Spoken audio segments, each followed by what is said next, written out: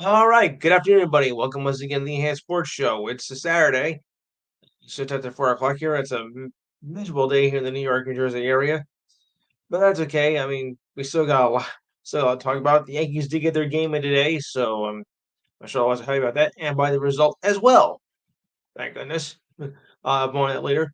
Uh, it was this one, and don't forget the number is 512-543-4662.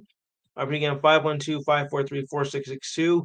Don't forget, you can check out Rizal McGee's show coming up right after this at 6 p.m. Kevin Dixon's show from 7 to 9. But remember, during football season, it's from 6 to 8. And when Betty's show gets on, well, time may be announced, but we'll bring it to you when it happens. All right, we got a lot of events in the month of August coming up. We got the Olympics going on right now. Preseason football got underway on Thursday, and I'll have some thoughts on the and your thoughts on the game that happened on Thursday night. Also, Little League World Series, Little League action is going to be this month as well. And college football will begin on August 24th. The bulk of the action, of course, will be on the 31st, but there are some, one of those games where Division A takes on Division Double A. Yeah, you know about that. So I'll be taking care of that. As as I said, oh, and the U.S. Open, the final major of the tennis season, will also be towards the end of August. That goes right into Labor Day weekend, and of course, and of course, the rest of the NFL preseason schedules in full swing. Of course, so and it's like to have football back. All right, so let me bring everybody in first now. All right, hold hold it, Miriam. Doing a Joanne Worley impersonation again. Okay. All right, let's see. Steve, are you still here? All right, Mikey, Diane, Miriam. She is Joanne Worley.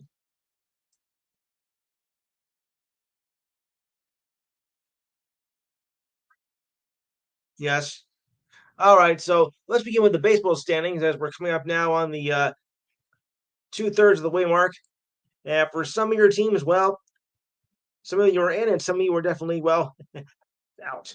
All right, in the American League East, Orioles 66 and 48, 46, and just below them are the Yankees at 65 and 46. But the no, I take that back. It's dead even, 65 and 48. I knew it. I knew it was going to be a race all the way through from the beginning of the season right up to now, and it's certainly little the potential. And I believe that this is going to be a battle right through the end of the regular season. It's going to get down to the last game of who's going to get um, the division and who's going to get the wild card. I mean, these two are going to go neck and neck final right down to the end. And we got about 7 weeks to go in the regular season. So fasten your seatbelts, guys. All right, further down, let's the Red Sox not too far back, 58 and 50, 5.5 back. They've been up some ground a lot. Yuck. Rays still hanging in there at 55 and 54, 9 back, and the Blue Jays a disappointment at 51 and 59, 13.5 back. Kind of surprising. Any do you kind of find it surprising though that the Blue Jays are falling behind anybody? Yeah, oh good. Yeah, I would have thought they'd be in contention. And the Rays too, because they've always been, breathing down our necks for several years now. But they seem to be falling by a little bit away in the pack too.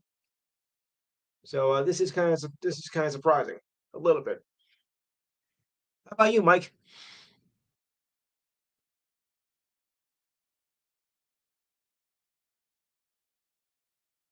Well, I meant the Rays.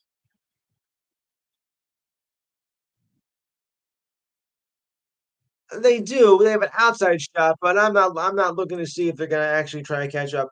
I mean, yeah, there is some time between now and September. There's 9 games back. 9 doesn't seem like an insurmountable games back, but if you start losing now, it's going to be awful tough to make up. All right, to the Central. The surprising Guardians, 67-42, really surprising. The Royals, 62-49, six back. Twins, 60-48, 6.5 back.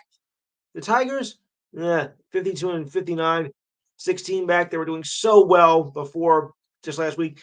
And the Bad News Bears, aka the Chicago White Sox, a miserable, pathetic. Oh, this is ready for this, guys. We are now on August 3rd. You know what the record is? 27-85. This is a joke. This team was a joke. And you can say that again. Get this, guys. They did not win a single game in the month of July. That's right. They did not win a single game in the entire month. I don't think that's ever happened in the history of Major League Baseball since going to a 162 game season. That, I mean, oof, I don't get it. How could one team be that bad? Not even 30 games with 60 games to go. How do you explain this, guys? How do you explain Chicago just being a piece of trash and has become, like I said, the real life Bad News Bears of Major League Baseball? Can anybody elaborate on this? Because this is, I think is the biggest comic tragedy in all of in the history of Major League Baseball. Whew. Wow. All right. Well, you got your thoughts. I'll move down to the West. Astros 57-52. The Mariners 58-63, and they both have the same percentage points at 523.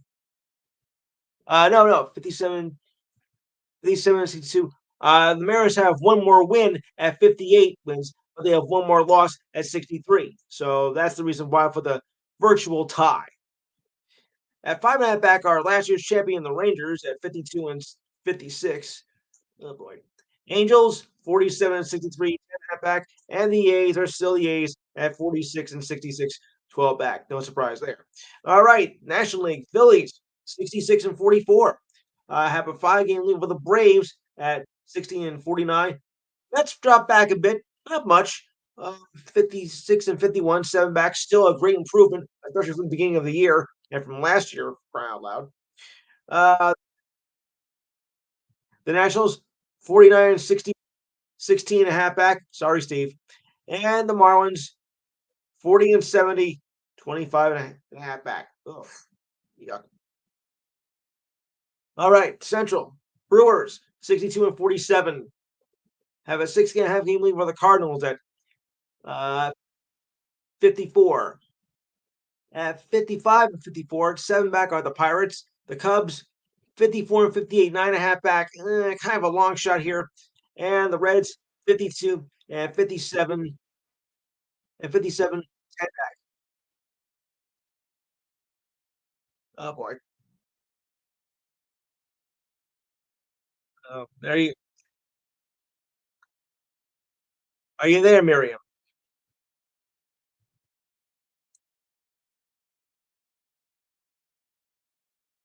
Don't worry, I muted her. And finally, in the West, the Dodgers 63-47, 4 games ahead of the D-backs at 59-51. Padres 59-52, 4.5 back. Giants 55-56, 8.5 back, and the Rockies 41-70, 22.5 back. All right, guys, any thoughts as we now get down to the tail end of the season here?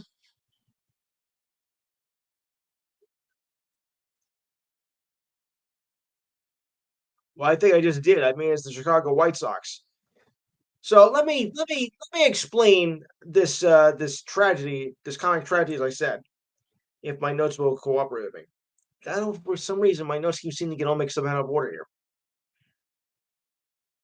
I don't know why, but so and then we'll get into some baseball trades as well. Okay. Okay. Other news here, of course. Oh, one more here. Yeah. Interesting note of history here. 32 years ago, in June of 1992, Boston Celtics Larry Bird announced his retirement after 13 seasons. Thank goodness. Ugh. Been a thorn on my side for a long time, as you know. All right, so moving on here. I actually have some interesting baseball news here because last night there was a no hitter in the game. Blake Snell got his first no hitter ever in his first season with the Giants. He pitched a no hitter last night with a 3-0 win over the Twins. It was Snell's first no hitter of his career and the 18th in Giants history overall. Snell had 11 strikeouts and gave only 3 walks on 114 pitches. He never made it through 8 innings on the mound before Friday night, but he was not bothered by that moment.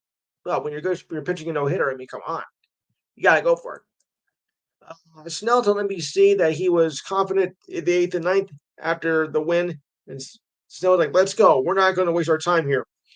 The no hitter was the third in the majors this season. Dylan Cease, the pitcher of the Padres, won last month against the Nationals. Sorry, Steve. And Astros pitcher Ronnie Blanco tossed a no hitter when he was put into the rotation on April 1st. Though it was their 18th no hitter in history, this was the first time in a decade that happened with the Giants.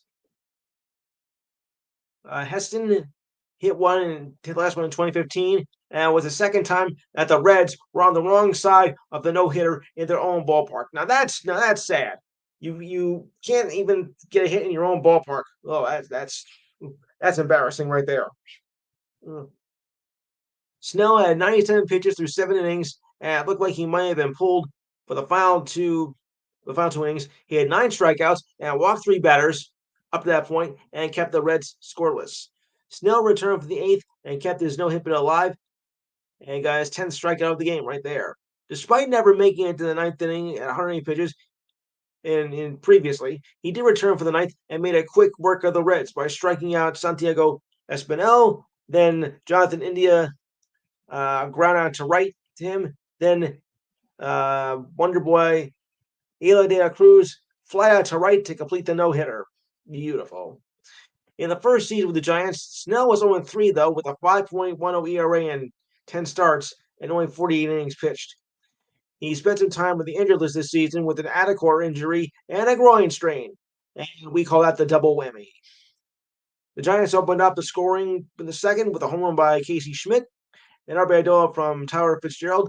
Then Fitzgerald hit a home run of his own in the seventh, giving the Giants a 3-0 lead, which is all they needed.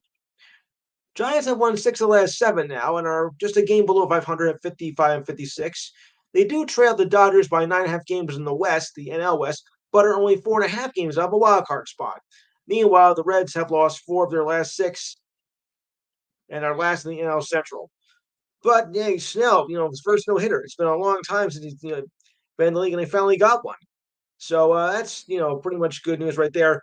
You know, um, for the Giants as they try to fight the way for the wild card. Dana, is this you? What do you make of the no hitter by Blake? What do you make of the no hitter by Blake Snell? Sneal, as the case may be. Yeah, it was no hitter last night. No hitter. That's right. Yeah.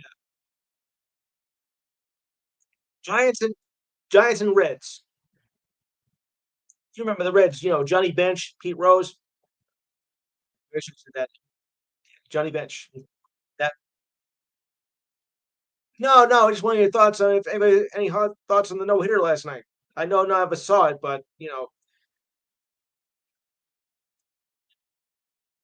yeah, a lot of us did.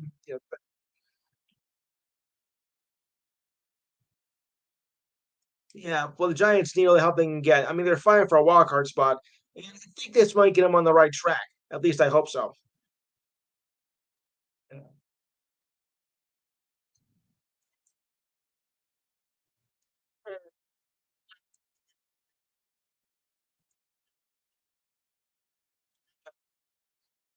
Well, basically, right now, I think it's a little bit too early, but I think one that I think has a very good chance of making it are the Philadelphia Phillies. You can't deny what they have done this year, considering, and they have tried to make it, in past years, but they have weren't able to go all the way. They did try back in we're in 2024 now. Back in like 2021, they tried to make it, but they came up a little bit short.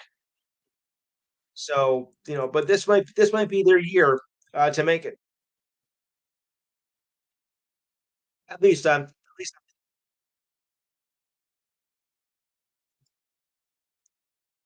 Excuse me, I gotta get rid of a pest.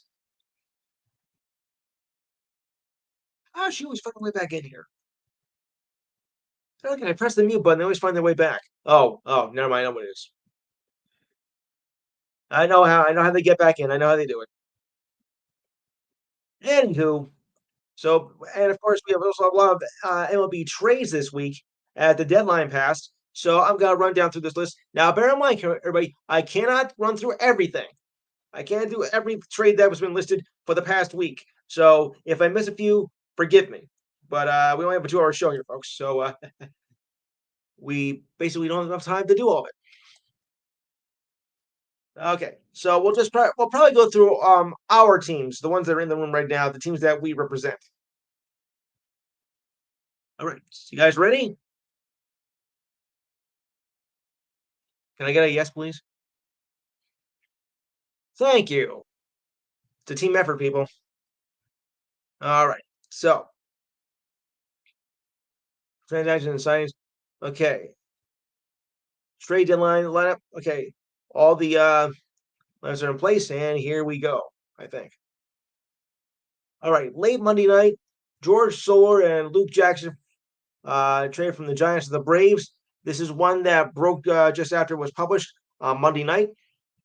Soler and Jackson are making return trips to Atlanta, where the former won the World Series MVP in 2021. As Andrew Bargley writes, this one had to do with getting under the luxury tax threshold. In return, Giants get left-handed pitcher Tyler Matazek, who has been on the injury list since early May with an elbow flexor, but should return soon.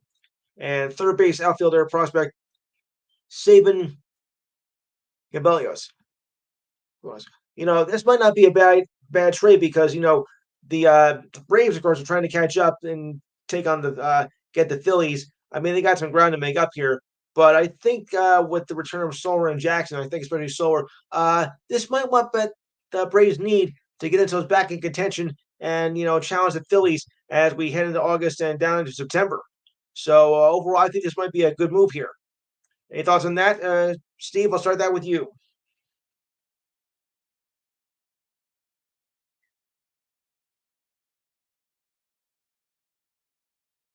So you don't think there's a ghost of a chance? Dana, how about you, Dan?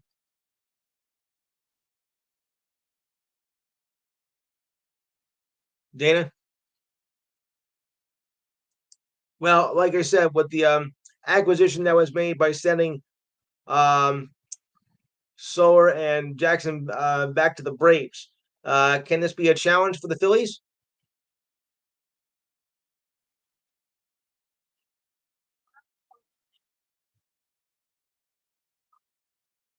O- Okay,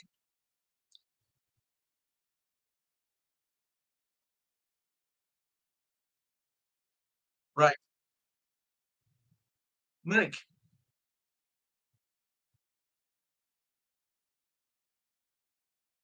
I know you're there, Mike.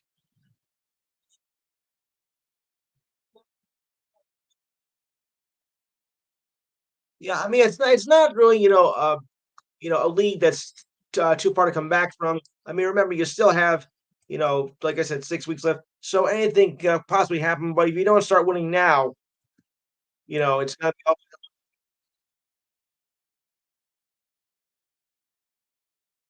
Mm,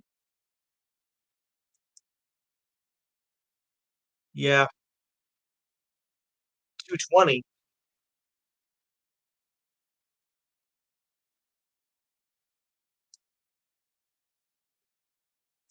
Wait, hold on.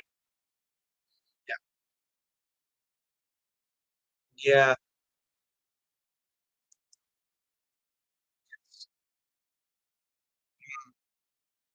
especially Acuna. Yeah, especially Acuna.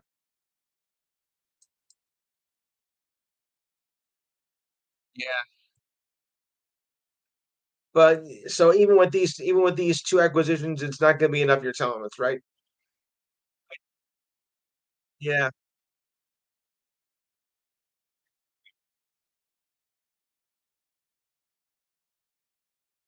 I'll give you that.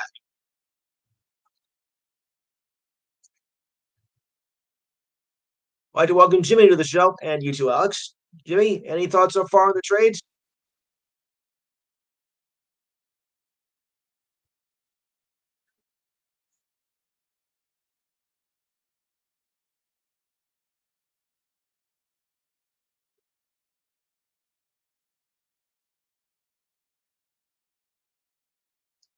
Especially a good pitcher.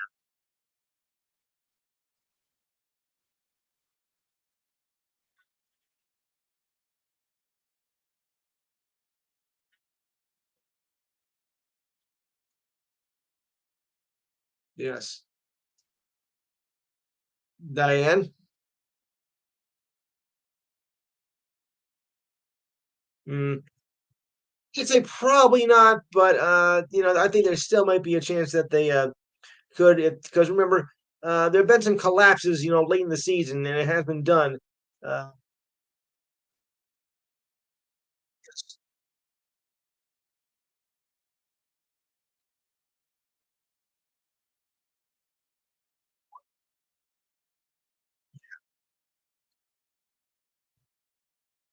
yeah,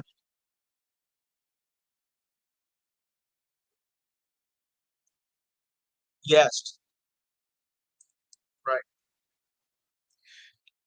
Yeah, you could. I mean, it's gotta be not gotta be the easy, but it can be done. Yes. All right. For your Orioles, Dana and Steve, Kobe Mayo purchased from the minors. Livian Sato sent to the minors. Also sent to the minors outrighted are Cole Urban and Matt Crook. That's Crook with a K, by the way. Yeah. It's Fabio Crook. So, Stephen Dana, any thoughts on these being shipped back to the minors from your four players? Oof. Yeah. Is it a good thing? I mean, you're fine for first place here. You gotta make the right you gotta make the right calls here. Okay. For Mikey. Oh, yeah, yes. Right. Okay, for Mikey here, uh, for, the Mets send Logan Porter outright to the minors and Tyler Miguel also to the minors. Mikey, you think it's gonna have an effect on your team? I mean, they have won the last two games. They're still seven back, catching Philly. So, depending on who they get, how does it look for your Mets?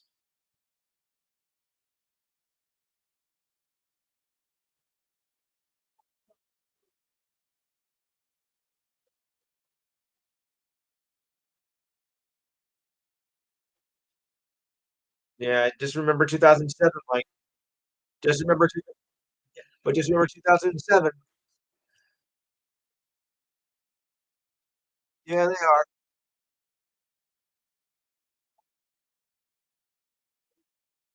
Well, it's Anaheim. I mean, come on, they're terrible. Oh yeah. Well, right. Yeah. I mean, and with yeah, and of course the Mets are playing terrible teams right now, so this might be their opportunity. All right, for the Yankees, JD,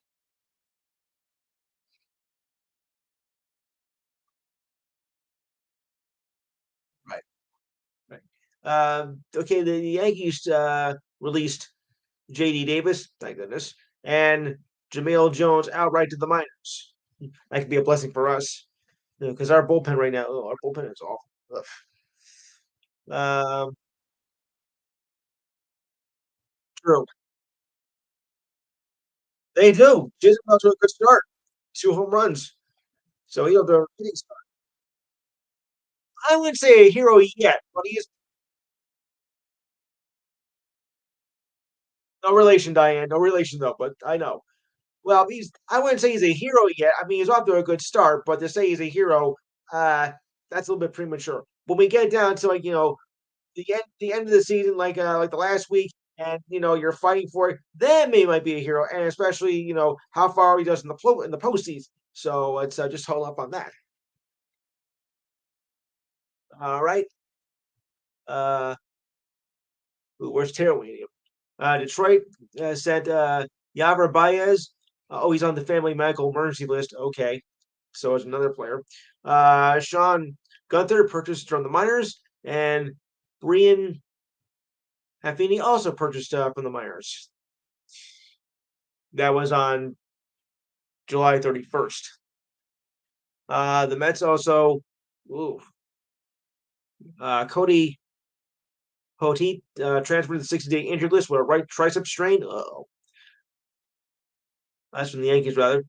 Uh, Also, Yankees Nick Birdie also removed from the 60 injured list from right hip inflammation.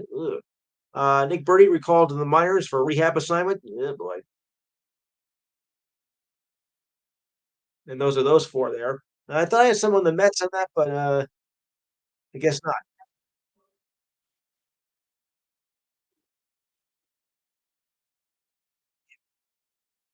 Yes.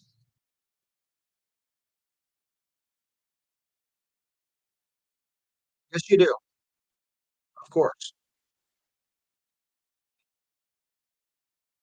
Yeah.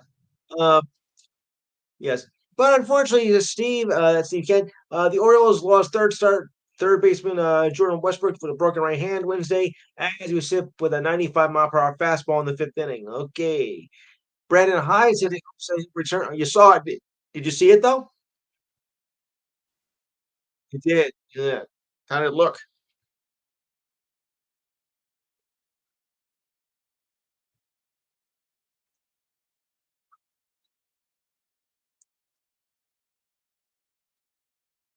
Uh, yeah, I was afraid of that. Yeah. Yeah. Yeah.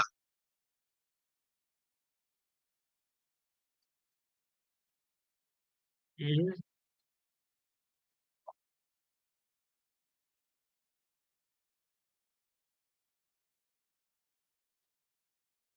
Yeah.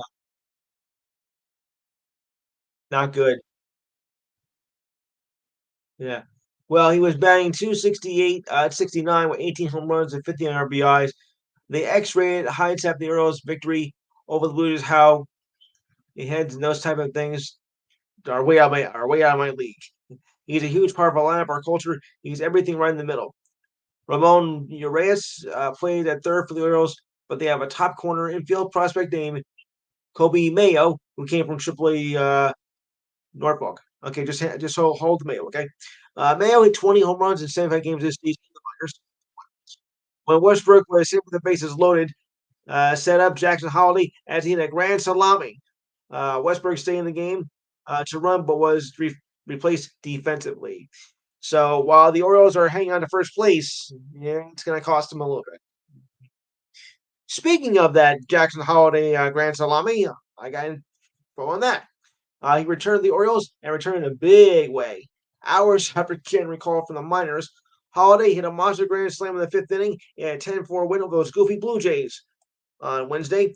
It was his first major league home run for the consensus number one draft pick overall, which had a rough go his first time out in the majors. He didn't last that long. As you recall, some thought it was just premature to have him in um, with the Orioles in the first part of the season. They shipped him right back down to the minors. Holiday was selected first in 2022. Batted 271 and 10 home runs with 30 RBIs and 75 walks in the minors before leaving for Baltimore on Tuesday. He joined the roster on Wednesday. He said, I'm only trying to keep it simple, said Holiday. The last time I was here, I got myself trying to do a bit too much, and you certainly did. After grounding out in his first two at bats against the Blue Jays, Holiday made his most of his opportunity with the bases loaded on an 0-2 count from right-hander Yuri Rodriguez of the Blue Jays, and hit well to right field and took an 8-3 lead. And that was all they needed. The 430-foot 39 shot was so far gone that I hit the back roof of my hit my backyard actually. Oh boy. Or was that Steve Davis? No, no, I'm kidding. Uh, Holiday pulled through for starting the shot, then waved the crowd to the dugout, saying, "Yes, I've arrived." We saw him in spring training. I think he hit a few home runs in spring training. His manager, John Steiner, said, "I don't know. He did not exactly start out how he wanted, but he is the number one prospect for a reason. That's the truth." Holiday is expected to slot at second base after the Orioles deal on Tuesday morning. Fellow rookie Connor Noby, who was also traded with outfielder Kyle Stowers to the Marlins for Trevor Rogers. So, he didn't start out so well, but they gave him a second chance, and now it's really paying off. And of course, if he's anything like his father, he's going to be a great player as well. You guys might remember Matt Holliday, right? Yeah,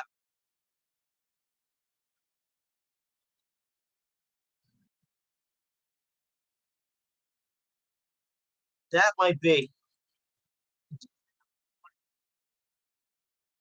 Uh-huh. Yeah. Jimmy? Yes. How about you, Jimmy?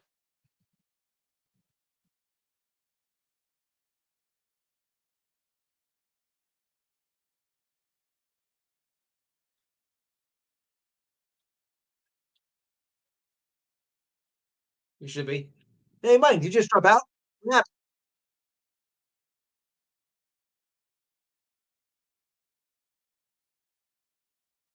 she can call if she wants to.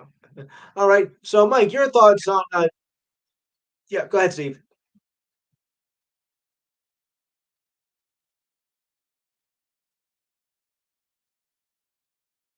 Mm, Well,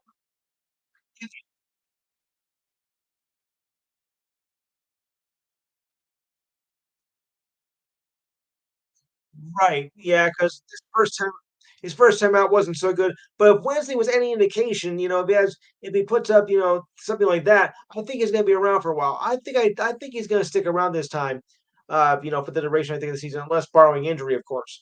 But I think right now, Jackson's gonna be a good fit for the U. It's gonna be a good fit. Hmm, I wish I was. Yes, yes. I know.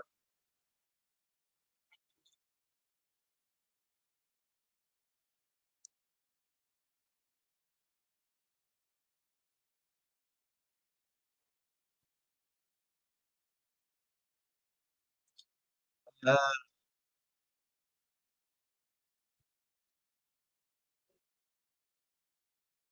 Maybe, but the 114 like that, that's pretty low. So I think we got to keep an eye on.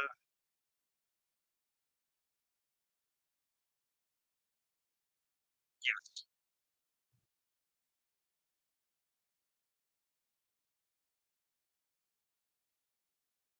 absolutely.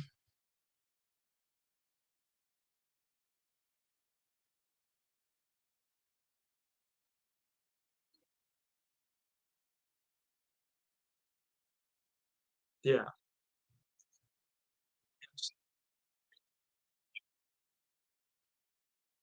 No,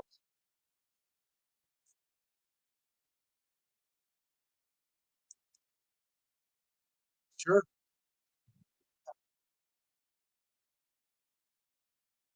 Yeah, maybe. Yeah, you can't rush like that. Yeah, you can't. Right. Okay, another, minor leaguer that made up to the, majors, Cardinals right-hander Michael McGreevy promoted from Triple-A Memphis and made his major league debut against the Rangers back on Wednesday. The Cardinals also placed right-hander Lance Lynn on the 15-year with right knee inflammation. McGreevy will become the eighth player and sixth pitcher to make his debut in the majors this season. Selected 18th in 2021. Yeah, not good. Five and seven record, a 4.45 ERA in 20 innings, 20 starts at Memphis this season. Uh, I think the jury's going to still be on this one. In his past three starts, he gave 5 runs in 17 innings with 6 scoreless innings in his last outing. Lynn got the win for the Rangers, giving up giving turn 3 runs in 6 innings and an 8-1 victory. He has 6-4 in 20 starts this season, and is 142 and 99 and 362 games overall with 338 starts for 6 different teams. So got some ground to make up on here with him. Yes, not bad. Yeah. All right, now to the comic tragedy I've been saying all along. The White Sox season is getting worse. They've now lost Ravis 18 straight. It is just unbearable. We know they have no shot at all now, but game from bad to worse. They did not even win a single game the entire month of July, which, like I said, Steve, I don't think it's ever happened before in Major League history where a team has not been able to win at least one game in a month span. Can you answer me this? How is this possible? I mean, how can something be that bad? Steve Kent, how can one team be that bad? Not winning a game in a single month.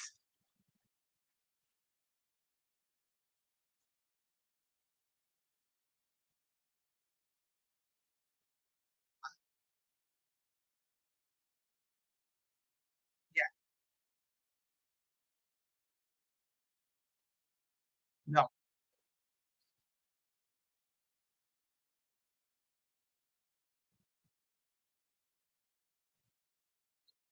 no, they can't.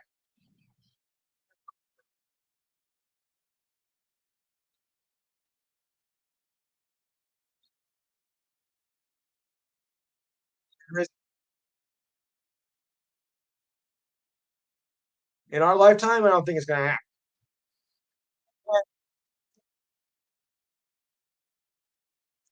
Yeah,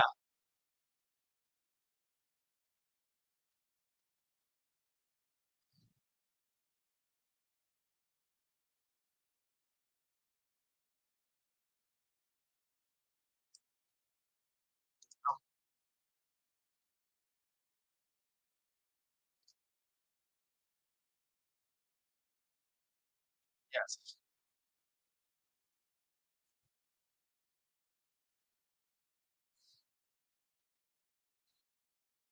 yeah,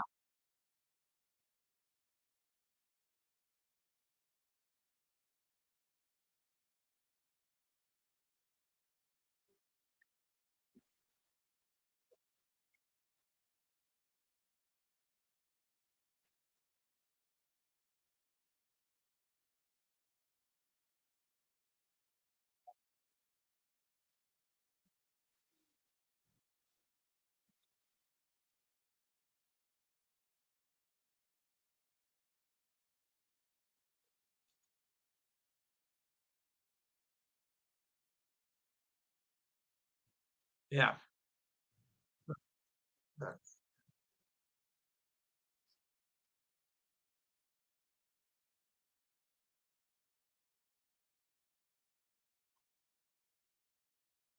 yes. All right.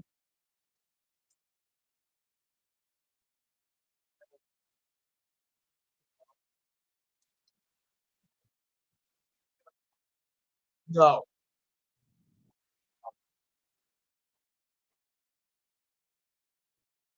So to sum up in one word, how do you spell White Sox simple? Loser.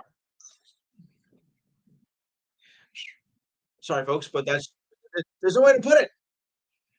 When you're bad, you're bad. All right. Moving on to some Olympics now. All right. We had some controversy in the Olympics this afternoon.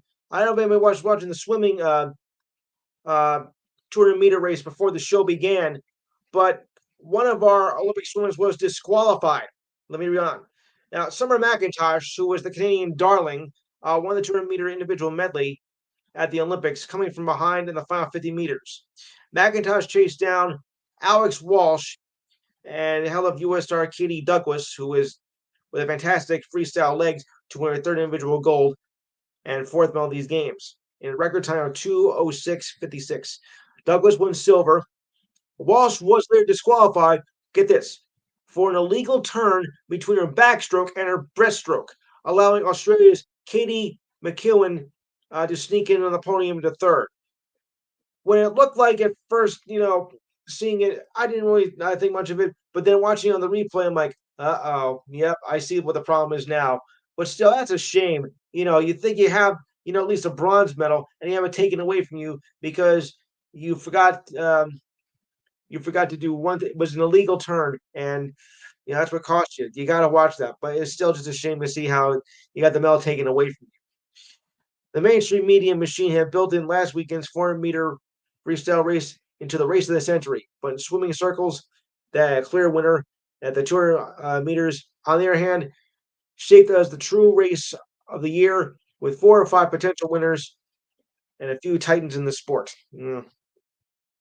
So right now, I'm gonna look at the medal count here. Now, oh, okay. China leads overall medals. They have 16. They have 16 gold medals. Oh boy. But actually, we have the overall Liam medals. We have 61. But we are second in gold. We have 14. France is third. Well, France has 12 gold medals. Great Britain has 10, and Australia has 12. So France is a distant second with 41 medals overall. China has 37, Britain has 33, and Australia 27. But the U.S. has made up for some ground in the last couple of days, and that's how we've been able to get them on account. We did well in soccer, the women's soccer. We're going to go into the semifinal round. I'd say thank you, Trinity Rodman, for an amazing performance. I'll get to that a little bit later. So for the men's soccer, don't go there. Just awful. Um, as usual, yes. In lane one, there was McCowan, double champion of the backstroke events of the 2021 here in Paris. In lane three, there was Douglas, gold medalist in the 200 breaststroke and perhaps the most versatile female swimmer on the planet. I agree. In lane four, there was Walsh, the silver medalist in this event a few days past her 20th birthday in Tokyo. Lane five, there was McIntosh at 17, already the best all-around female swimmer in the world. And I got news. I got news for you. I was not surprised by that at all. McIntosh is just the dynamo of the swim world at 17. Like well, I don't know if I could say maybe a female Michael Phelps, but kind of in that same respect, or like Summer Sanders did 30 years ago, or even Van Dyken. The two Americans entered the last two world champions. McIntosh entered with 3 medals, 2 of them gold, as the breakout star of the women's side of this meet. McCowan, meanwhile, entered with nothing to lose. My main events are out of the way, she said on Friday, and tomorrow is just a fun time for me. Yet, still an event which, in her own words, is a silver medal, and she entered with the fastest personal best time in the field. China's young Yinning, an 18-year-old accelerating the mix, also lurked in lane 7 in a relatively predictable spot. This felt like a true race of the year because it was packed with star power, nothing even resembling a clear favorite. And over 2 frantic minutes in Paris arena, it lived up to all the hype. Sometimes it does live up to the hype, and sometimes it doesn't. But still, it's a shame how you have it taken away. You gotta watch those turns. But I just kind of felt bad for her, for Walsh. That is, yeah,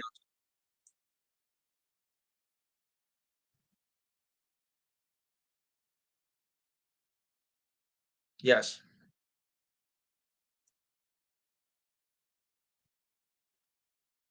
yeah. By the way, I want to welcome Alan to the show. Alan, yes, correct.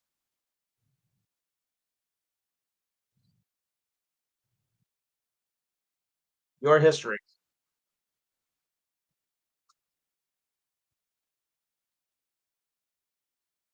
Yes.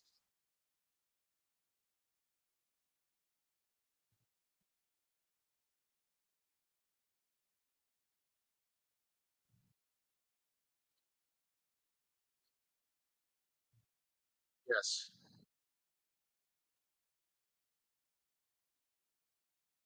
Yeah. Right.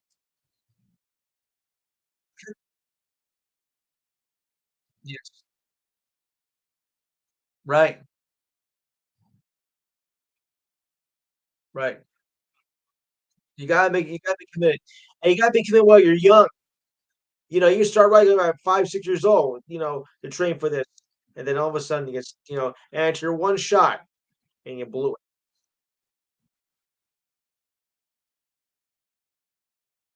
You do. Mhm. Hello, Alan, and hello, Roger. Okay, welcome back. All right. So moving on to more pleasant Olympic news. Team USA men's basketball finished pool play a perfect 3-0. Not surprised. And looking in prime position to win their fifth straight gold medal. Not surprised by that either. Team USA really handled Puerto Rico easily to take the top seed in the medal round, which begins on Tuesday against Brazil. I think we did what we needed to do by winning all three games, said head coach Steve Kerr. We know we needed to play. Part of this tournament is it's getting harder as you go along. Then KD did the damage off the bench. Durant scored 11 points in another impactful reserve performance. He has 48 points in the three games, as now just 5 points away from becoming the all-time American scorer that's currently held by WNBA former sensation Lisa Leslie. And when Durant was not lighting things up, Anthony Edwards took control as he scored 15 points in 10 minutes, shooting his breakaway dunk in the fourth, which was one of the highlights of the past week. LeBron James, of course, continued to be the playmaker. He started the last two games at point guard while Drew Holiday was out with a minor ankle injury. LeBron played his usual table setting game and finished with 10 points and 8 assists in just this game alone. The Americans were off to a rough start at the beginning. I saw that. They were down by about 8 points and it didn't look so good to begin with in the second quarter. Then the second unit took the floor and things went in reverse for Puerto Rico. By the time they exited, 8 minutes later, things turned around and the U.S. took a 5 point lead for a third straight game as their first half shifts changed the game. It was Anthony Davis, Derek White, and Bam Mayabado combining with Edwards and Durant on this day. And the group is backbreaking on the international stage. The collective pressure, rebounding, and defense was just too much for Puerto Rico to handle. And no one's been able to handle Team USA yet. So what we thought was going to be a little bit of a problem for Team USA, I think they have managed to work through it. Because they had a little trouble with Sudan in their last preseason game or next last preseason game, and people were a little worried, and there were some injuries that were piling up on the team, and we were probably thinking, "Oh boy, we're gonna be in the hot water here if we don't get our act together right now." But I think Team USA has got its act back together, and I think they're gonna be okay the rest of the way. I think they're gonna be a shoe in to win that fifth straight gold medal. Any thoughts? Yeah,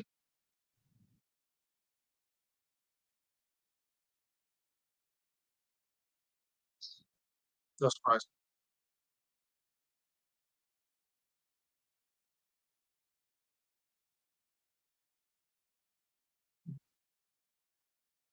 The only thing that worries me is Germany, because they beat us in the World Cup. So, that's the team that, worries me the most. Canada close third.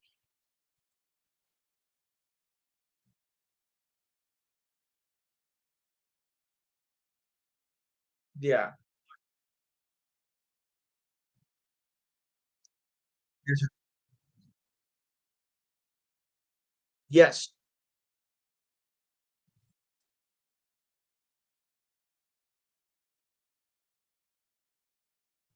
Canada's not good NBA players on their side, so they could be a challenge as well, I think. Germany. Yes.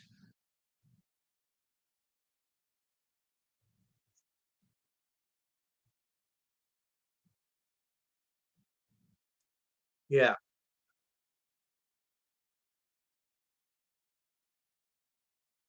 sure.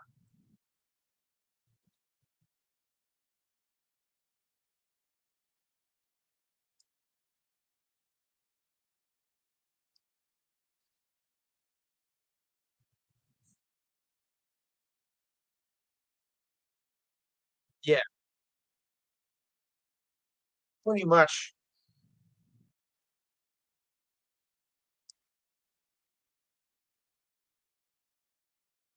Nope.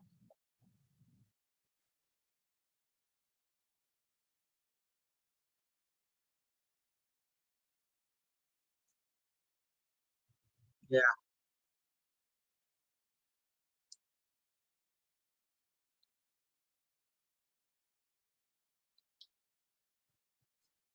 got some breaking news here for you swimmers, in case you're interested.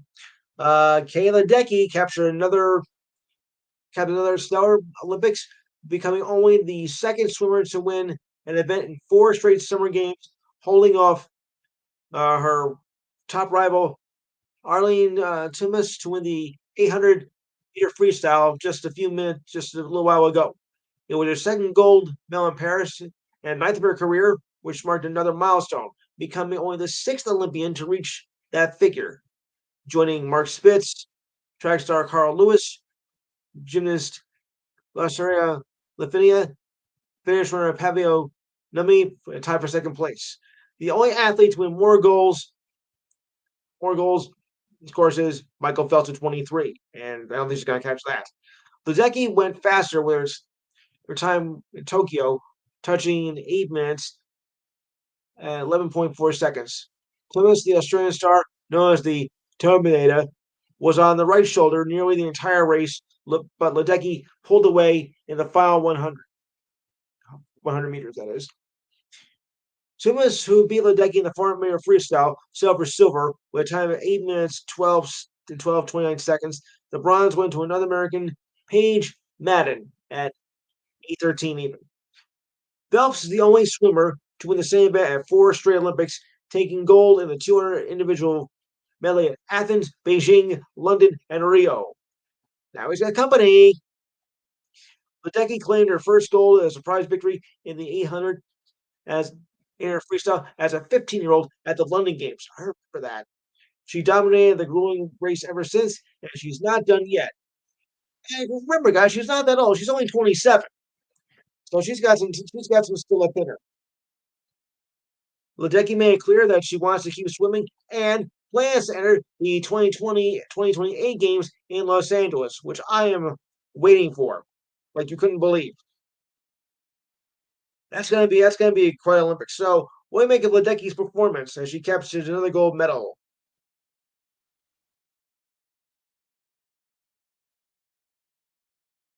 Yeah.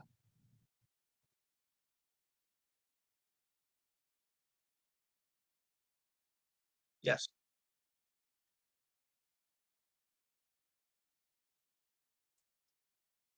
Yes.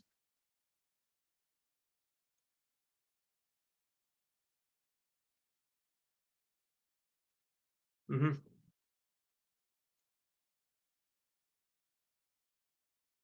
Right. Yes.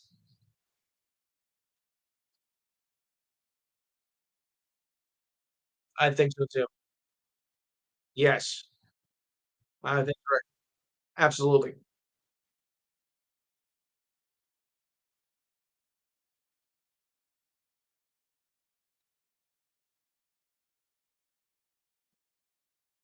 Speak up, guys. If you're gonna say something, speak up. Okay. All right. So moving on. Back to basketball. Canada survived a late surge from Spain to go up 3-0 and win with 85 victory. Shai Alexander, or SAG as they're calling him now, finished with 20 points, providing one of the game's highlights, picking the ball from Sergio Lowe of Spain and cruised with an easy break layup. But Spain was not finished yet as they closed the gap within a, uh, by three consecutive baskets by Dario Brazil and passed within two to make it 82-80, but missed three throws from Alex Avery's at the line to clinch the tie. RJ Barrett hit the dagger with a three-pointer off the corner with a kick-up pass from Alexander for an 85-80 lead for Canada with 30 seconds left. But Spain kept battling with hitting a three, barring a missed three throw from Shy to cut the lead to 86-85. But SAG hit two close free throws to give Canada the win. That was not easy. A half court shot for Spain missed at the buzzer. Andrew Numbard scored 18 points for Canada, followed by Barrett 16. Dylan Brooks had 13 points, 4 rebounds, and 3 assists. Brazil had 15 points, but lead for Spain, followed by Lua with 13. Jerko Hergomez and Jamie Brella both scored 10 points, and Santi Armada grabbed 10 points in a last-ditch effort to keep Spain's hopes alive. And unfortunately, Spain is out. So Canada, yeah, they look to be a threat as well. As Steve was saying, Canada does look to be a serious threat because, of course, they do have the second most NBA players, I think, on the team. So they could be a serious challenge as well. Yeah,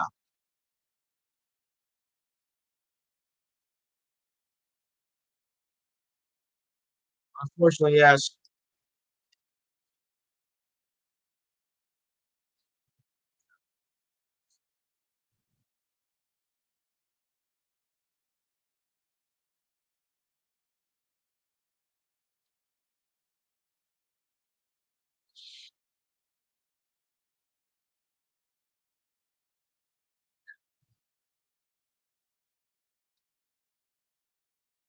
Yeah.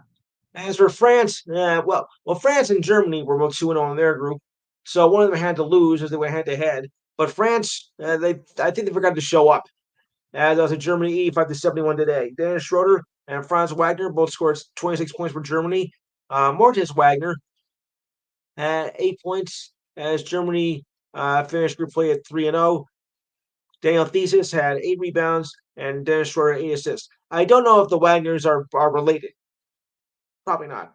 Uh, France had scored only 9 points in the second quarter, going into a lead, going to the halftime, trailing 48-27.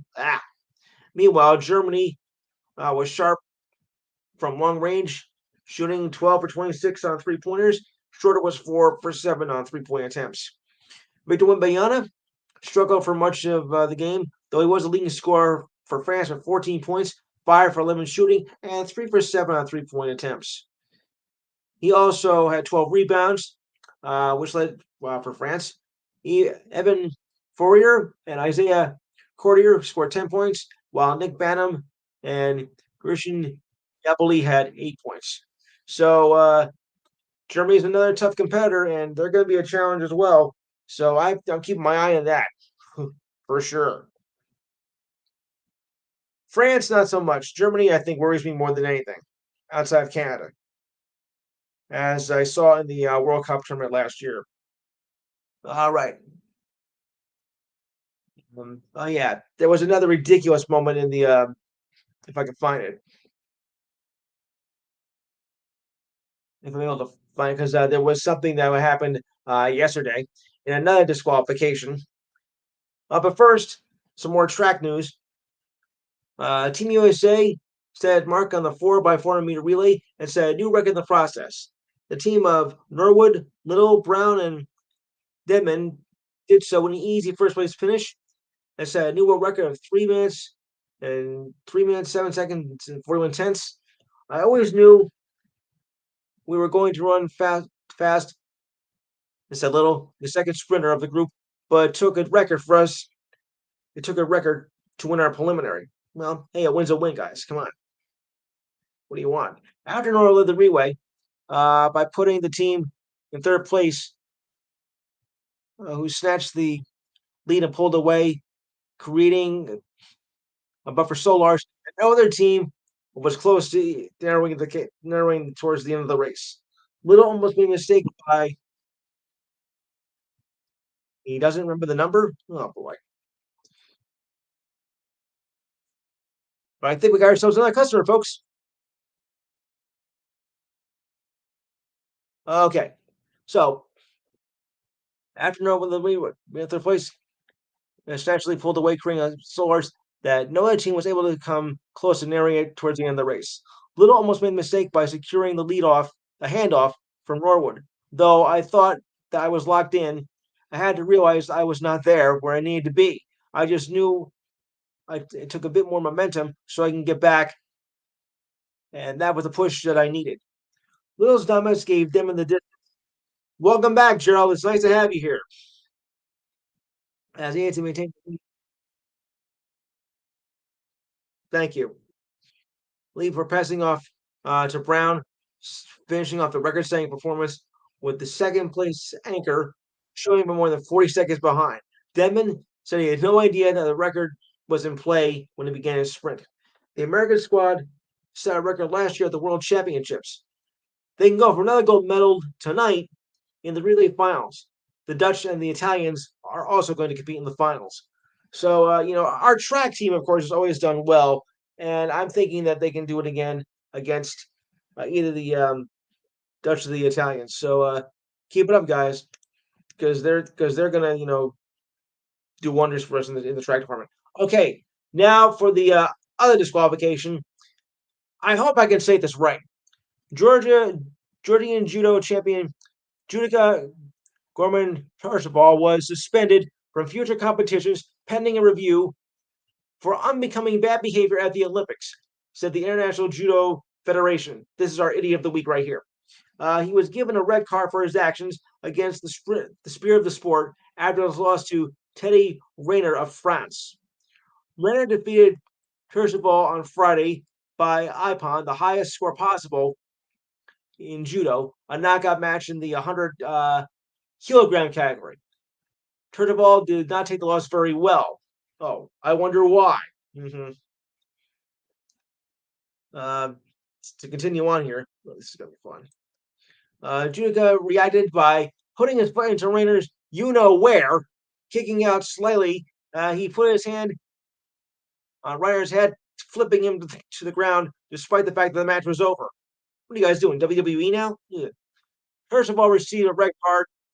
Yeah, the highest penalty for unsportsmanlike conduct like actions. Despite losing to Rayner, Turnbull could have been competing for a bronze medal match. However, under the Federation ruling, he has been suspended from further individual competition until a ruling is completed. Turnbull also have been banned from the mixed team event, so it looks like he's the big idiot of the week. How stupid can you be? I mean, this is supposed to be real wrestling, not this WWE stuff.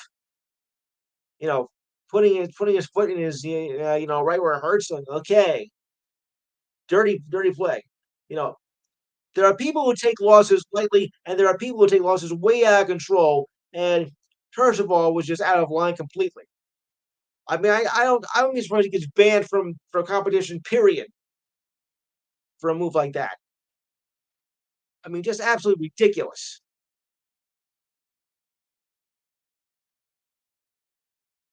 Yeah. Right. Oh wait, you're WWE, Steve. Yeah, go.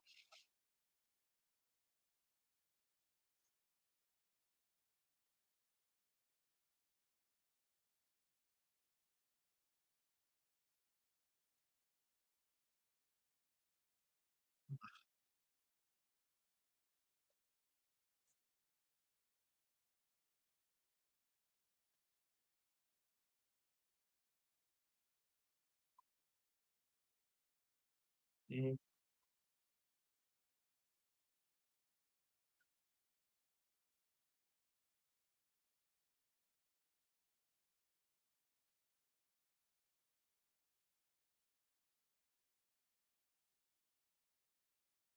Right.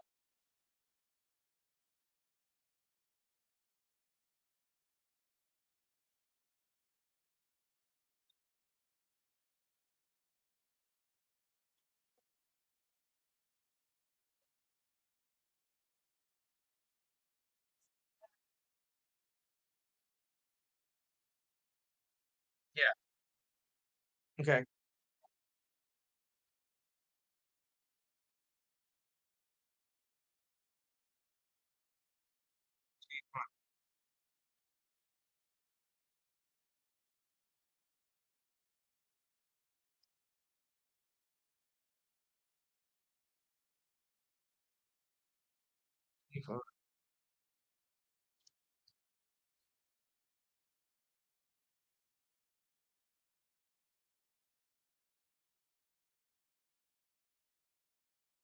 Mhm. Diane, Diane,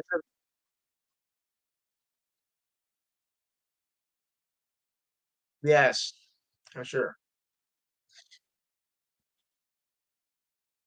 Okay, Diane, your trivia. All right. Yeah. Okay. Yeah. All right. Diane, your trivia.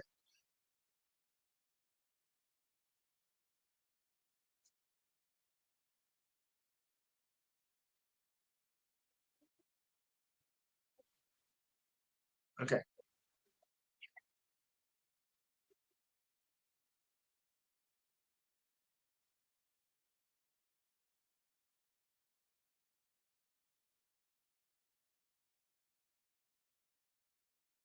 Bauer? Bauer.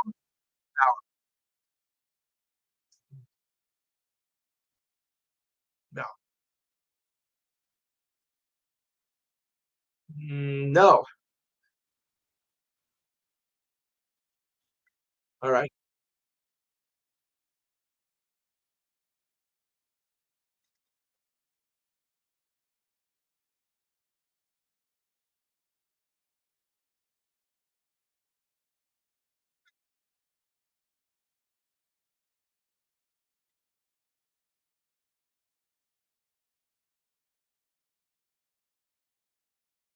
Cleveland Barons,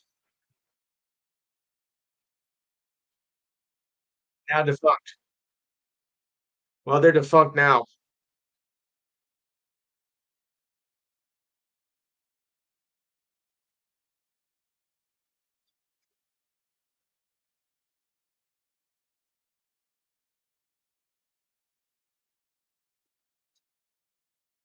You call them the Dallas Stars. You now call them the Dallas Stars.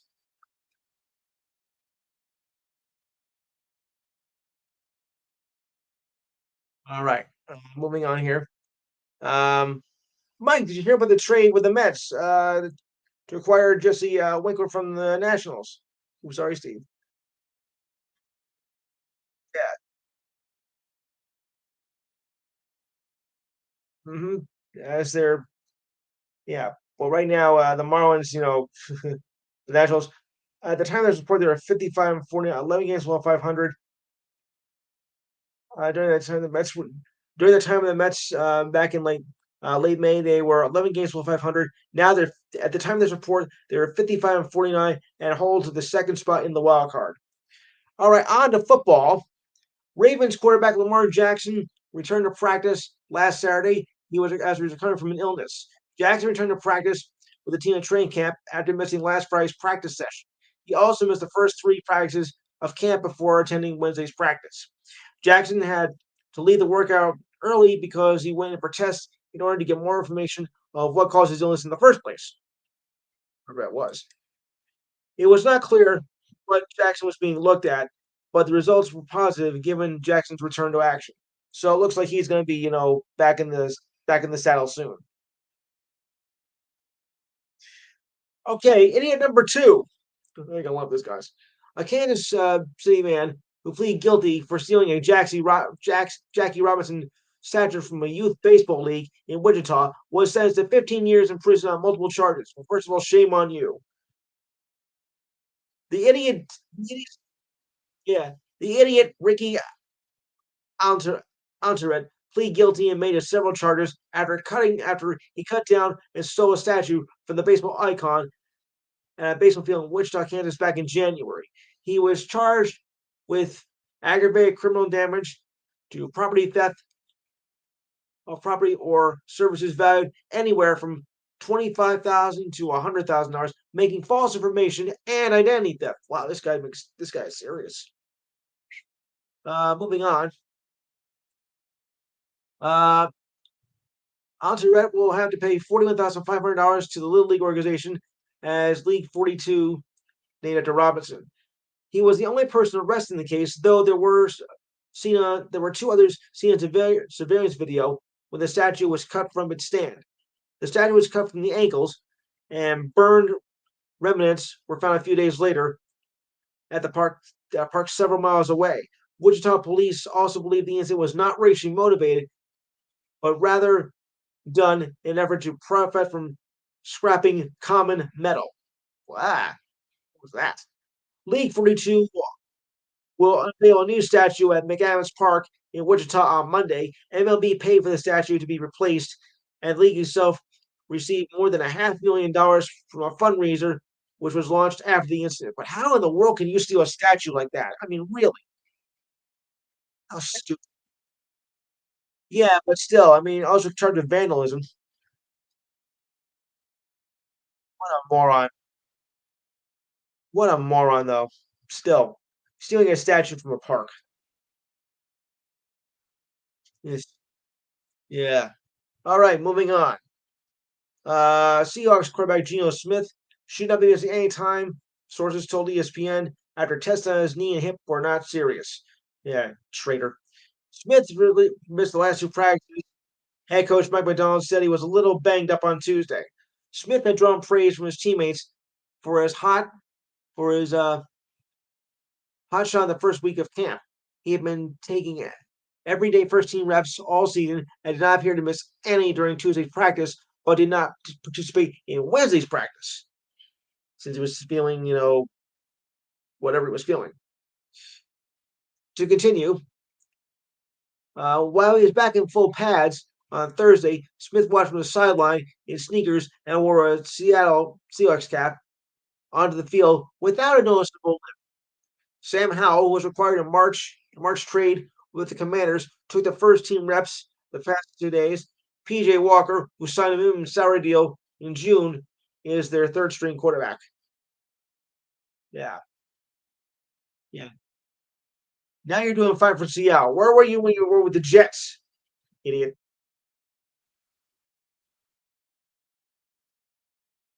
Right. Okay, more news. Tennessee Titans receiver DeAndre Hopkins will miss 4 to 6 weeks with a knee injury. When or how he suffered the injury remains to be clear. But Hopkins wore a wrap around his left knee and practiced on Wednesday. Okay, that's not a good sign right there. If you got a wrap, then you're in trouble. It was reported that Hopkins did not have a noticeable limp during or after the practice session, but he left the field with Todd Purcelli, the team's vice president of sports medicine.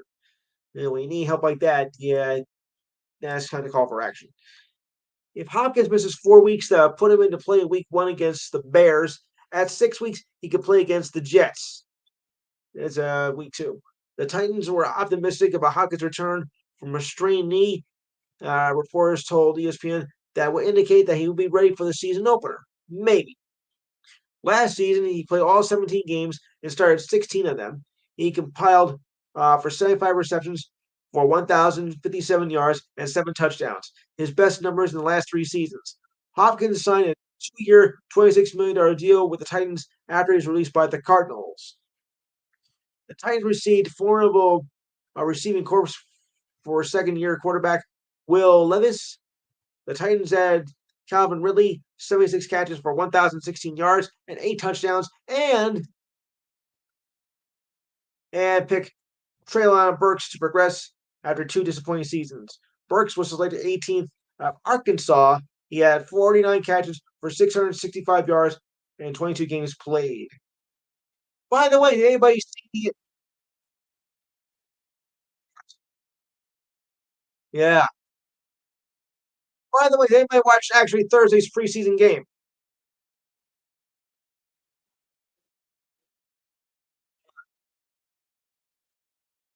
Yeah, and of course it was Yeah, and the Bears actually won it. I didn't think they were gonna have a chance. They beat the Texans 21-17, and the game was called in the fourth quarter due to a monster rainstorm.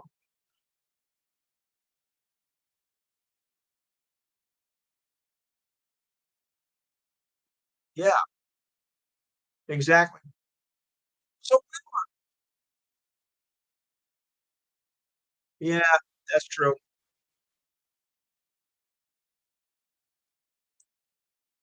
Yeah,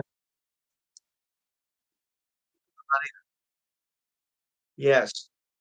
All right. So now that on the subject of football, okay, now this is a little bit different than what we do in the regular season, guys. I'm gonna go through the list, and I want you guys to pick one game you think is gonna be good this week. Okay, we're not gonna go through the whole list of who's gonna be who. All right. So Thursday, we start with the Panthers versus them. You call them the Patriots. The Lions take on the Giants. Friday, Hawks take on the Dolphins. Falcons, right? Or say the Dirty Birds. Falcons take on the Dolphins. The Texans take on the Steelers. And the Eagles take on the Ravens. Saturday, and they're starting early. Thank goodness. The Commanders take on the Jets. The Bears take on the Bills. The Raiders take on the Vikings. The Packers take on the Browns. Bucks take on the Bengals. 49ers take on the Titans. Chiefs take on the Jaguars. The Seahawks take on the Chargers. The Saints take on the Cardinals. And Sunday, the Broncos take on the Colts, and the Cowboys take on the Rams. All right, Steve. So, what game do you like for the next week's preseason games? Just pick one. Just pick one. All right, Mike. All right, I figured you'd say that. Diane. Yeah, yeah, I know, I know. Dana.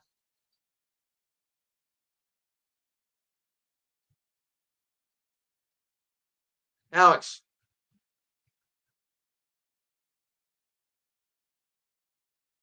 Yeah. Okay. Jimmy. Okay. Right.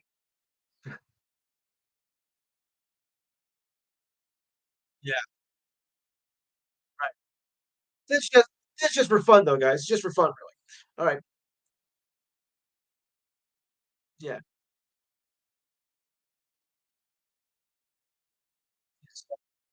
Jimmy.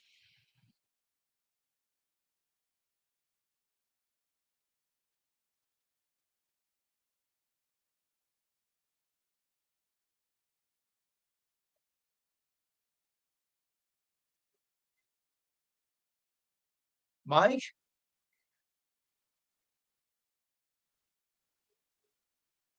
You did.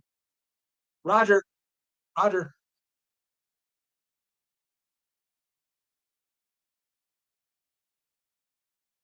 One game. Just pick. Just pick one game that you think is going to be good for the preseason this week. We do it differently in preseason, Roger. We don't go through the whole list of who's going to win. Just pick one game you think is going to be good.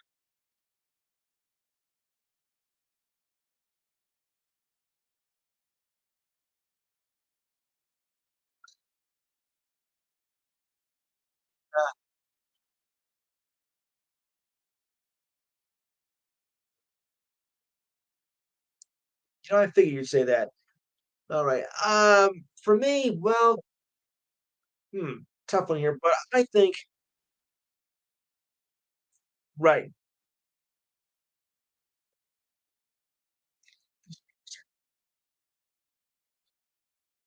I think I'm gonna like this Eagles versus Baltimore on uh on Friday. So I'm gonna go with that one.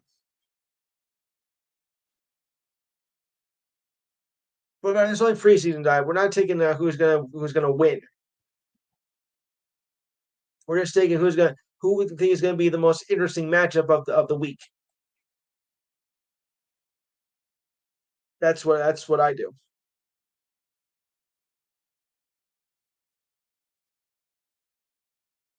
So that's how we do it. We like I said, we do things a little bit differently, in the preseason. Because remember, guys, this doesn't mean anything. Well, for some teams it does because they're fighting for their existence.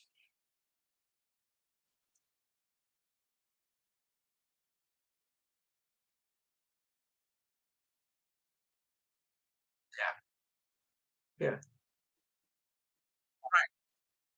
Now, no. Here's something interesting.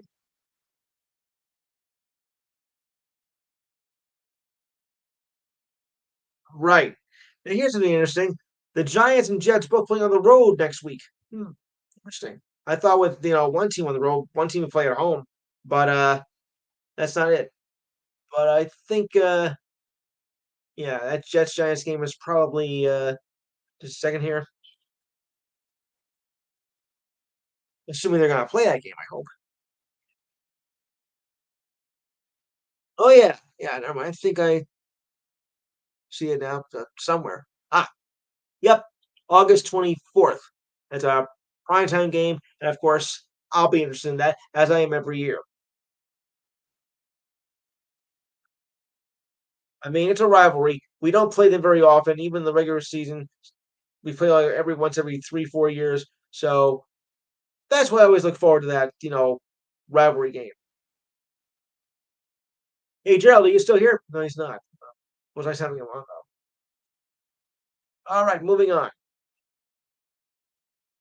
Chargers quarterback Justin Herbert was diagnosed with plantar fascia. The injury in his right foot will put him in a walking boot for about 2 years. I mean, 2 weeks. The Chargers announced on Tuesday. Well, it feel like 2 years. Anywho, after having time in the boot, Herbert is expected to make a gradual return into player protocol and should be ready for the regular season. Herbert was moved without limitation the first week of training camp. On Wednesday, he sprinted for a score in 11 on 11 period and celebrated with his teammates. Herbert was one of the league's most durable quarterbacks in the last 4 years. He started in 62 consecutive games. That's right, 62 consecutive games. The second longest active streak before a fracture to his right index finger in week 14, and that was the end of that. His backup, Easton Stick, went winless in the Chargers' last 4 games.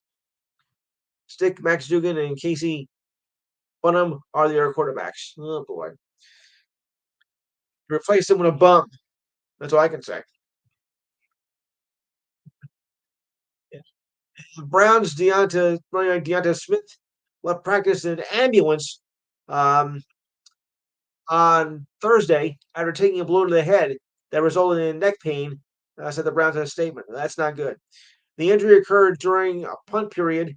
Trainers placed Foreman on a backboard and was carted off the court of the field, and placed into an ambulance. Ugh. The Browns said they all used with extremities had to be transported to a hospital by way of a helicopter uh, to a medical center in Roanoke, Virginia, for further evaluation. The Browns have been practicing at Greenbrier Resort in West Virginia since last Thursday. I mean, that's pretty sad. The Browns took a knee and said a prayer for Deonta after practice. Foreman is the third pick for the Texans in 2017 and signed a 1 year deal with the Browns in March. Not a great way to start your season, guys, is it? No. So we certainly wish him the best of luck. And I want to wish Freddie Freeman good luck as his son was going through an ordeal from a health condition. He seems to be okay now. He had to fly back from Houston from where they're playing the Astros. Had to fly back to Los Angeles to check his condition because he was not feeling very well at all. I mean, he's only just a kid, a young kid that I think he's only about 3, and he was, not even eating the past few days, but he seems to be better now. It's a rare condition that affects young kids, and I'm just glad to say that he's going to be okay now. But it was touch and go for the first week. He had some kind of an infection. if I come to the story, I'll bring it to you. All right. Well, we know that Freddie Freeman plays for the Dodgers. He used to play for the Braves. Sure is. You know it. Well, we know all streaks do come to an end, and for Clayton Kershaw, it has.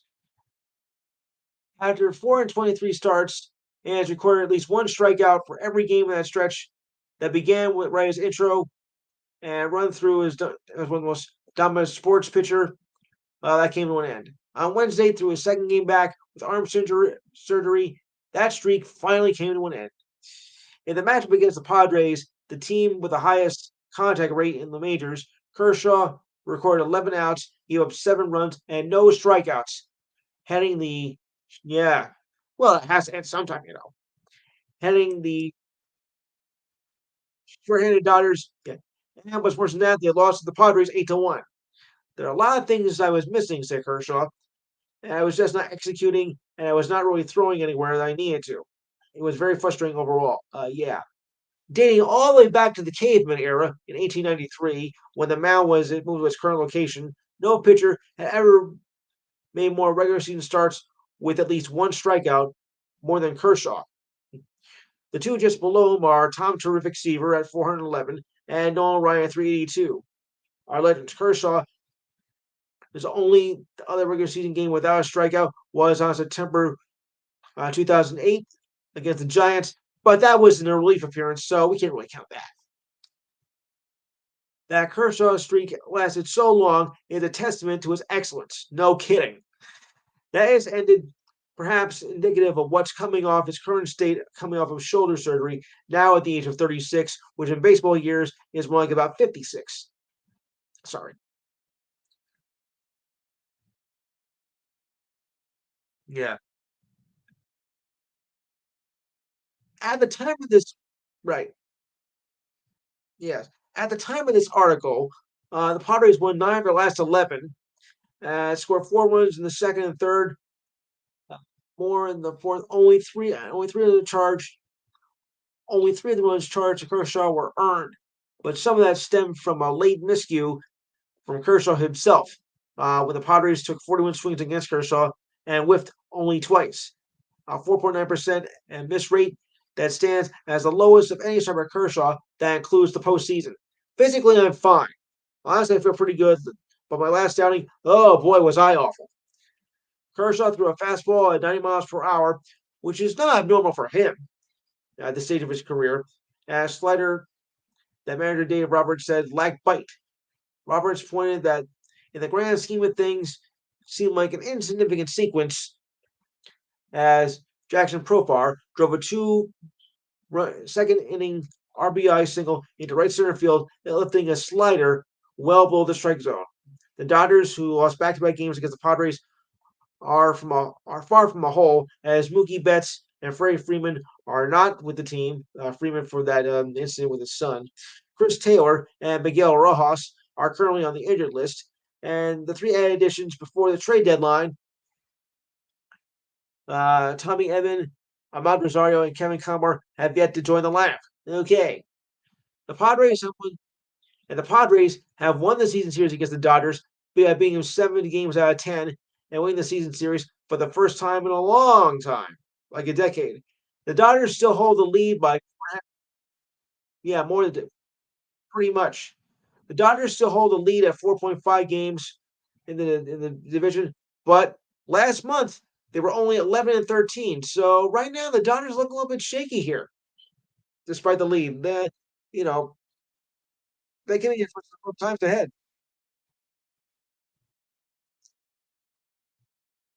Right. You lose all your star players. I think the Padres are going to catch up to them.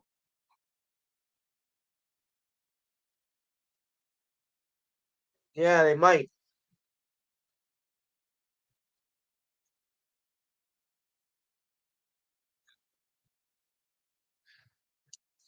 So anyway, getting back to the White Sox season of well hell. Uh, so anyway, they've now lost 18 in a row. The previous losing streak was 15. from the last 5 games in 1967 to the first 10 games in 1968. The Bad News Bears, as I call them, have now lost 18 straight. The previous low in a single season was 14, also set from this year's same team. Wow.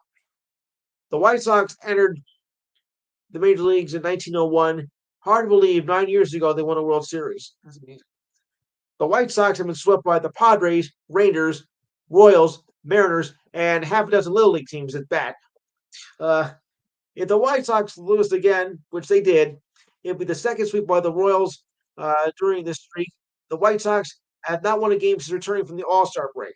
No other team in the AL has fewer than 45 wins. The A's were at 45 and 64. The Rockies are the worst in the NL, or at this time of the report was 38 and 70. Nothing to be proud about either. At the conclusion of this series, that series, they played three against the Twins, and then followed by another 3 game series against the A's. So the record by the time of this 6 game series, I would say would be 28-89. Still pathetic. Wow. I have never seen a team this bad. Can they break the record, guys? Can they break the record of the Mets from 1962? Are they going to win? I mean, are they going to lose 121 games or more by the time the season is over? Yeah, I would think so. Yeah.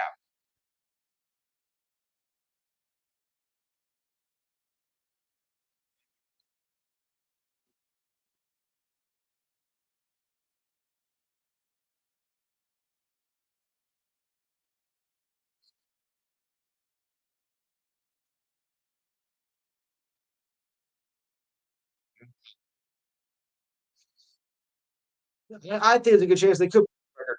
I think it could happen the way they've been playing. I mean, they've lost 18 in a row, and this is their worst season since 1970. Okay, it may even break that record too. Mike, yeah, yep, the real life Bad News Bears, if I ever saw one.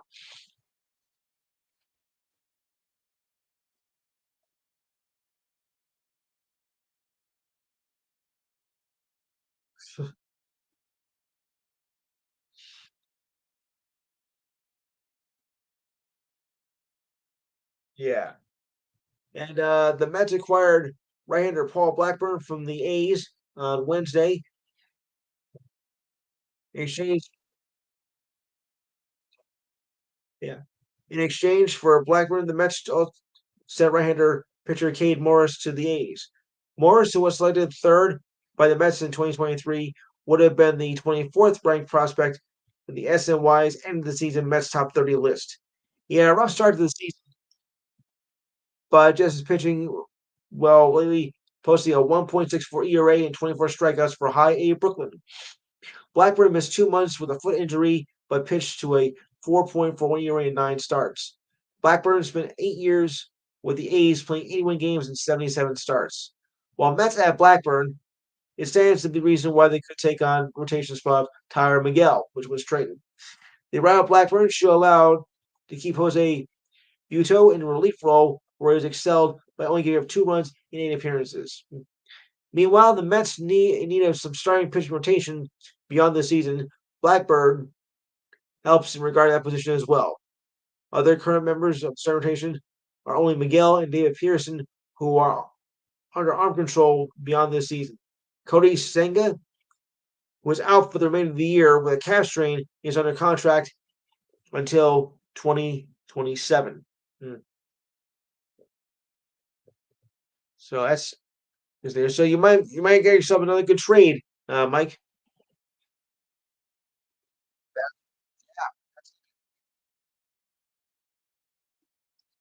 Yeah,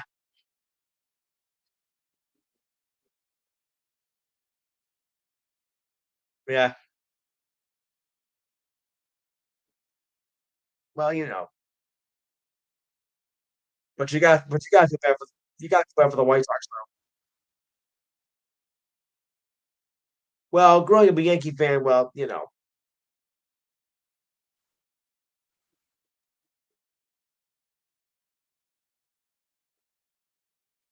right. For the Lions, their longest tenure player, Taylor Decker, has a 3-year extension. The left tackle agreed to a 3-year extension that includes a $31.8 gazillion guarantee. Aiden Jonathan Feinsold said on social media back on Monday. Lions general manager Brad Holmes announced the deal, 97.1 the ticket, but did not disclose the terms. He did say that the deal was reached last Sunday. I'm always the last to know. Did anybody ever notice that? I'm always the last to know about this. He's been a key piece to what has been building his leadership and his professionalism. Holmes sold 97.1. He is someone who has embraced our culture. So it's a big part of what we do. And it all starts up with the offensive line, as we all know. I am really happy that we were able to get this deal done. Decker was selected 16th out of the Ohio State in 2016 and has made 112 starts. I had to put in the. Sorry. I think I should have saved that for when the college season starts. August 24th. So that means August 17th, guys. I'll be taking the first predictions for the college football season. Although be it a small list. Because the bulk of it starts the week after. All right. Yeah, I got some more here. Yeah. All right. Well, Simone Biles did it again by scoring her 7th gold medal in this Olympics at the women's pole vault earlier today. Biles averaged a 15.30 score for her signature double pike and chin vaults to claim her 2nd gold medal in the event 8 years after Rio. You guys remember Rio, right? Her top rival, Rebecca Andre, took silver, and Jade Carey, another American, took home the bronze. Biles is only the 2nd woman to win the vault twice. Only Mira Kaslavenka of then known as Czechoslovakia did it back in 1964-1968. We now call it the Czech Republic. Biles now has 10 Olympic medals, tied for 3rd by a female gymnast. She has also boasted her medal count to 40 in international competitions, and that's the most by any gymnast, period. So she still got it. And that was a great performance she did this morning. I gotta give her that. And Kayla Ledecky, she got her 13th medal in the 4x200 meters yesterday and became the most decorated female Olympic swimmer and the most decorated American female, period. Ledecky and her teammates Claire Weinstein, Paige Madden, and Erin Gremmel entered the silver medal falling to Australia. Chief rival Andre Timis, that's a be him. Another American, Reagan Smith, took home silver after losing to Canadian wonder Summer McIntosh. Although the U.S. struggled to take on many of the gold medals in Paris, they did take home a gold medal thanks to Katie Douglas in the performance of the women's 200-meter breaststroke. So congratulations on that. Yeah, McIntosh has become, the sensation.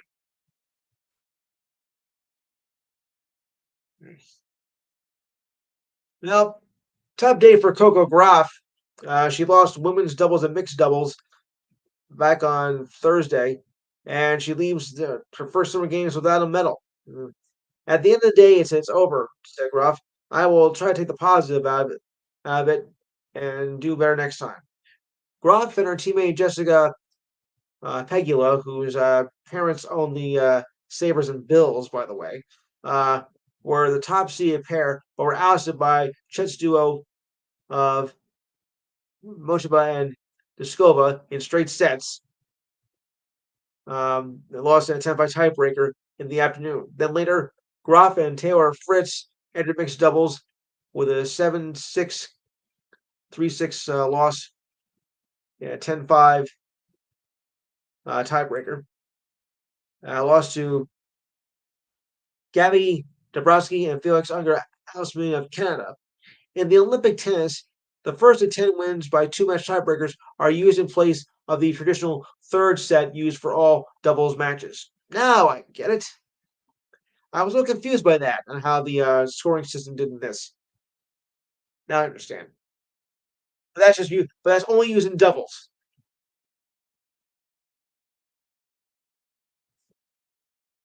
not in the regular competition. Okay. And of course, like we said, the U.S. soccer, oh boy, that was just it was completely awful. Now, Graf had a little bit of a problem. Um, she lost to Donna Vitek in straight sets back 3 days ago. In the stadium where the French Open bid Open is held every year, where Graf found herself in a similar situation over a call that she eventually lost to champion Inga Swiatek. There have been multiple times this season where I have felt I need to advocate myself on the court, said Graf. Said Match after reviewing a call for video to be used in tennis and other professional sports. I felt like the judge called it before I hit it. I don't think the ref disagreed, she said. I think it was only thought that it did not affect my swing when actually it did. Graf was selected second in the Olympic singles and one of the flag bearers at the opening ceremonies. Later in the day, Graf returned to the court and won a doubles match with Taylor Fritz against Nadia Horska and Maximo Gomez of Argentina. Graf is also competing in the doubles tournament, which she lost that one. At the end of the day, if anything, doubles makes you want to go out there and play and compete even more. You don't want to ruin it by someone else's chances based on your mentality. I said, Graf. Taylor and I discussed it. A medal is a medal. I have two other chances to win a medal, and I'm turning my attention to that now. Unfortunately, it didn't go as well as planned. Ugh, yeah.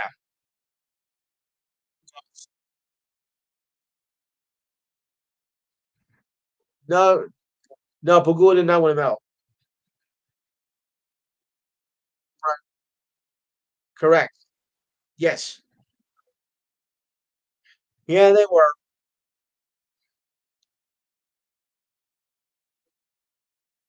Yeah, they do.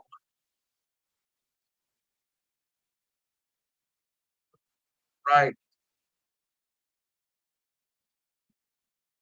So have I.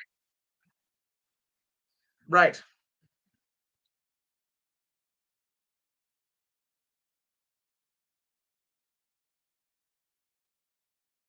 Well, still, I mean, that's a lot for people to handle. I mean, because they can get hot there, and you perspire, you lose fluid. So yeah, I can understand.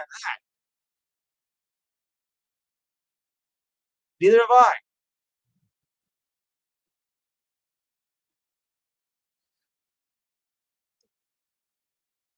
No, no, it's not.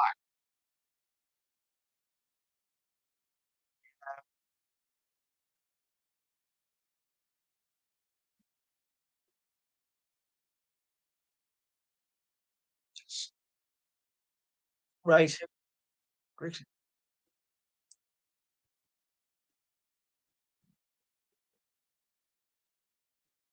Yeah,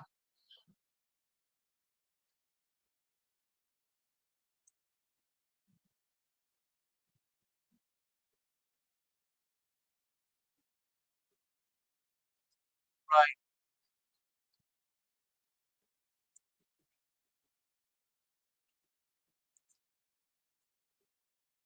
Yeah,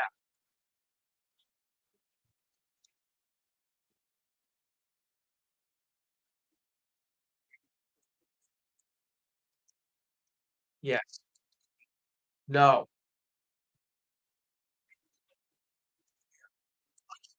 You know what? Before before before we run out of time, before we run out of time, I want to ask a question. What has been your favorite moment of the Olympics so far? Anybody can answer, but quickly.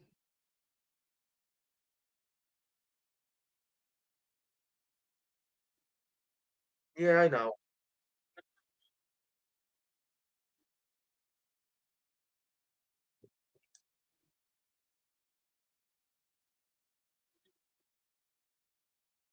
Yeah. But does anybody have a favorite moment so far of the Olympics? That's what I'm asking.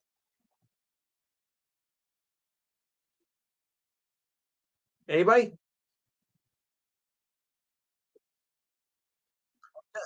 Does anybody have a favorite moment of the Olympics so far?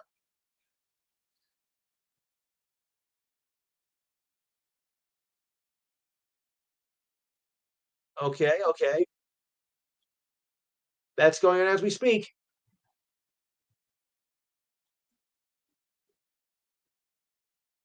Yeah,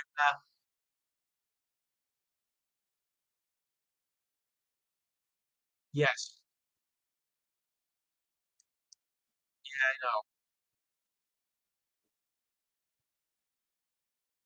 Alright. Yeah.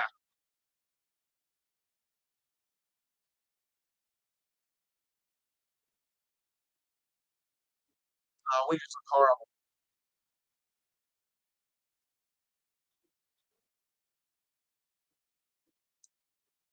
Yeah.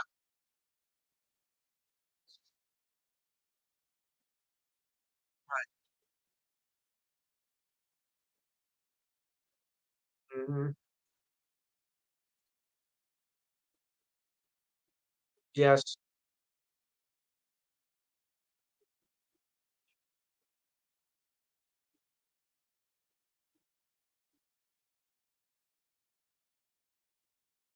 Yeah.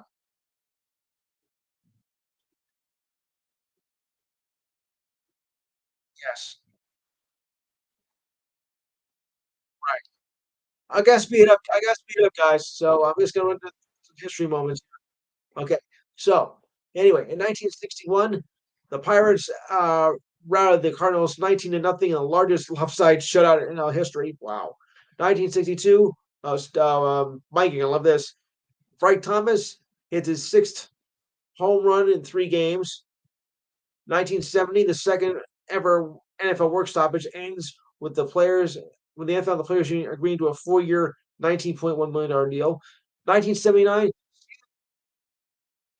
Sam Snead, at 67 years and 2 months and 7 days, set the record for the oldest player to make in a major. Wow. 67 and 79. 1980, Al Kane, Duke Snider. Yeah,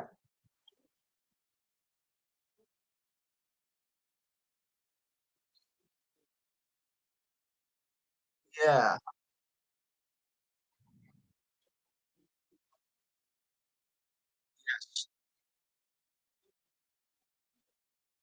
right, yes. Okay, 1980, the 22nd Summer Olympics closed in Moscow, and we boycotted that for several reasons, as we were dealing with a very serious issue at the time. 1984, Mary Lou scores a perfect 10 for the final vault in the win the individual all-around competition in Los Angeles Games, and becomes the first American woman to win an Olympic gymnastics medal. Yeah, uh, she's not feeling so well now, though. 1986, first American Bowl exhibition game at London's Wembley Stadium. The Bears beat the Cowboys 17 to 6. I'm gonna throw up. Excuse me. Yuck. 1986, William McCovey and Bobby Dure and Ernie Lombardi are inducted to the Baseball Hall of Fame at Cooperstown. I heard that. Tigers ace Jack Morris ties the AL record with 5 wild pitches in a 4-2 innings 10-inning loss to the Royals. Wow. Reds set a record for most hits in the first inning with a game of 16 for 14 runs and 18-1 rout of the Astros back in 1989. Ricky Henderson um, set an AL mark for 50 stolen bases in 9 of his first 11 seasons in Major League Baseball. Yeah. And 1990, Yankees rookie first baseman Kevin Mass sets an MLB record for hitting 10 home runs in his fewest at bats at 72. Wow. And Agassi won the singles gold medal in tennis at the Atlanta Olympics, beating Sergey Virgula 6-2, 6-3, 6-1. All right, guys, I got to wrap it up. I got my wait for Rasol. Don't forget to check us out on YouTube. Go to YouTube and type in the Enhanced Sports Show, and you'll be there. And we'll be back again this same time next week, same time. So, on that note, have a good week. Rasol, take it away.